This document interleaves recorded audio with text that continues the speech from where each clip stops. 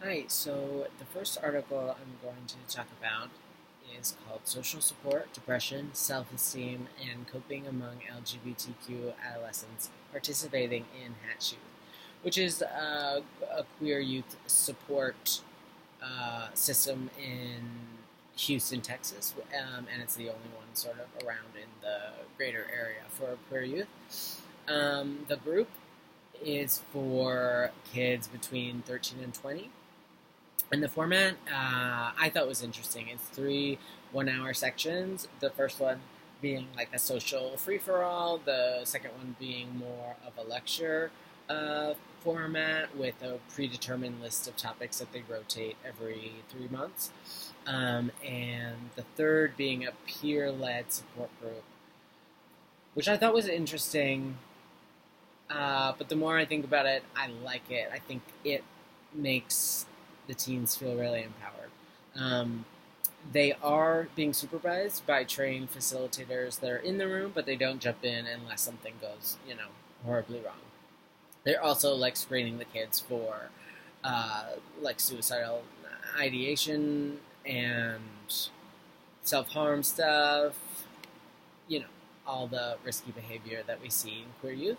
Um, so we are already knew basically that like an increase in perceived social support will decrease your mental health symptoms. So um, they're looking at this, but they're like in a more detailed way. They're looking at a number of symptoms and then how long the kids need to be in the group before they experience an upswing in their mental health. So uh, I thought that was interesting. I do think this is super useful to me going forward um, because I have actually been thinking about developing groups for a really long time. Um, and I didn't really realize what I was doing. But so I really like the way they format this. I think,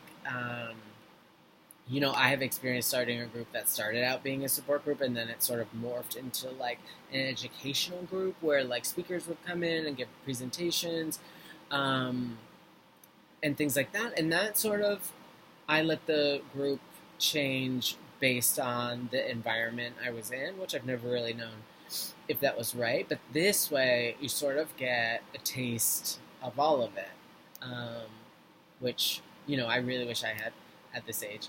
So, what they found was that if they come for more than 1 month, they start to perceive their social support to increase and feel better in terms of coping, depression, and perceive social support. Which apparently, if you perceive your primary social support network to be uh, not good enough, you can boost it up by increasing the support in your secondary system, which is like your friends or acquaintances, which um, I think is really awesome for kids these days. They also note, especially in Texas, I would imagine, that queer youth of color and transgender kids of any race and bisexuals of any race get more discrimination. They have a harder time coming out, and they're less accepted in their environment. So um, that I did not know. Yeah, I didn't know all of that. So basically, at the 1 month mark, they perceived their social support to be greater. So even if they went home to a family that like they were invisible to or they were harmful to, they could go to this place every week and feel great, or feel supported, feel like they weren't alone, which I just think is so so important. They did a lot of math. That's 5 minutes. They did a lot of math to adjust for variables in terms of identities and age and just like a whole number of things. I do think that it's a really good article in terms of like a peer-reviewed journal. It was written, or it came out in 2016, so the language is pretty up to date. And I liked it, and I will keep it in my memory bank for sure. The second one is called Negotiating Multiple Identities in Queer Vietnamese Support Groups. So this one is more something that I am ignorant about in terms of race and gender or sexual minorities, which I think about all the time. Like, is that the same in terms of like dealing with those minority feelings? And like, can we compare those two, or are they just too different? Which I think from this we have figured out that at least in the Vietnamese community, they're too different. They don't work. Even though I keep trying to make them work, I wrote a lot of notes to that effect, being like, why is this different? So basically, Vietnamese immigrants feel like they're being super forced to assimilate into like American culture in terms of their traditions and food and language and all of it, basically.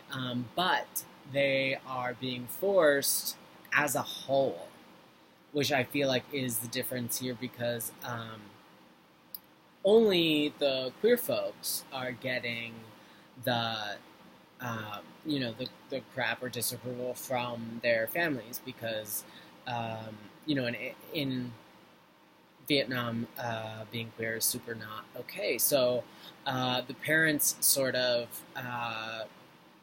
felt like the kids in this group were just trying to be cool because they're in America and Americans are cool.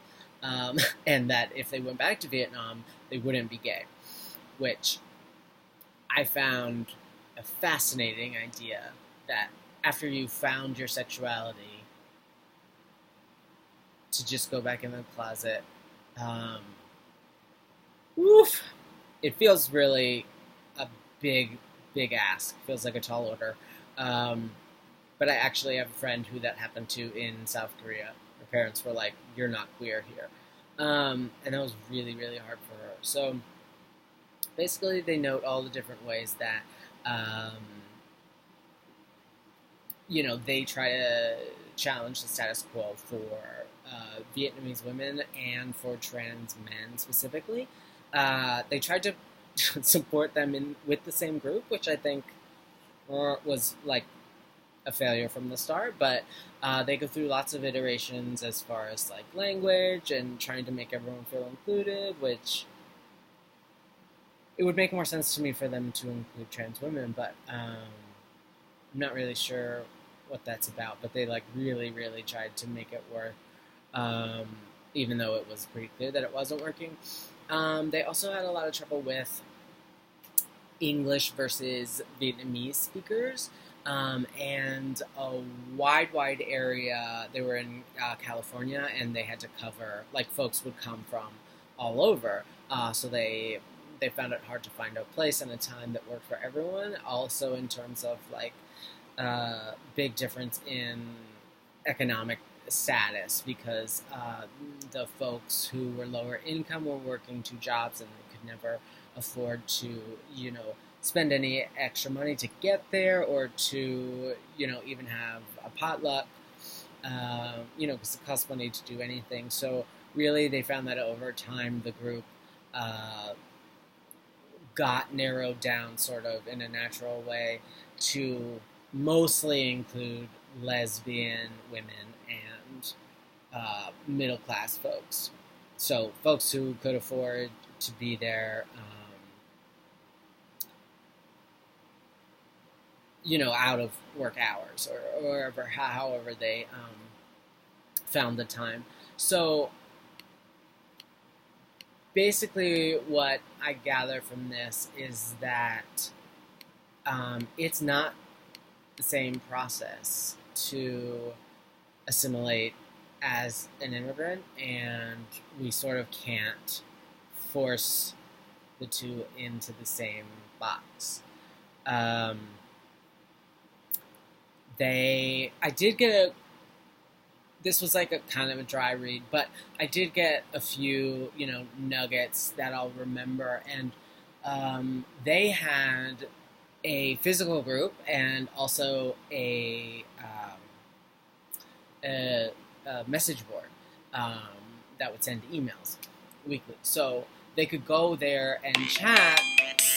That's 5 minutes with folks who were like them, or if they couldn't meet physically at the group's location, they could participate whenever it worked for them online, which I like because I've thought long and hard about folks who are like super, super anxious or have like mobility issues or just like are in areas where there are no resources for like vast, amounts of space. And I have always wanted to try to figure out like how to extend a support group to those folks to reach, the unreachable. So like, how do we reach them?